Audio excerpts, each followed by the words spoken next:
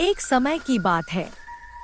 एक टोपी वाला गांव गांव जाकर टोपी बेचता था। उसके सिर पर एक टोपी और टोकरी में कई रंग बिरंगी टोपियां थी। एक दिन वह जंगल के रास्ते से जा रहा था। धूप बहुत तेज थी। वह थक गया और एक बड़े पेड़ के नीचे बैठकर बोला, थोड़ी देर थोड़ी देर आराम कर आराम लेता कर हूँ। लेता हूँ। उसने टोकरी पास में रखी और गहरी नींद में सो गया। पेड़ पर कई मांकड़ बैठे थे। उन्होंने टोकरी देखी, टोकरी खोली और रंग बिरंगी टोपियां देखकर बहुत खुश हुए। एक एक करके सभी मांकड़ों ने टोपी पहन ली और पेड़ पर बैठकर मजे करने लगे। टोपी वाला जागा तो यह देखकर चौंक पड़ा। अरे, मेरी सारी टोपियां!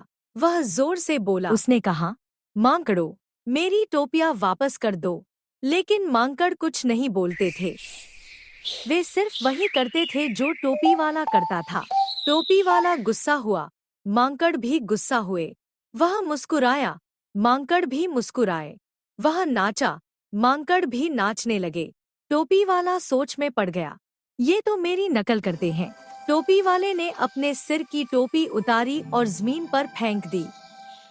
मांकड़ों ने भी उसकी नकल की। सबने अपनी अपनी टोपी जमीन पर फेंक दी।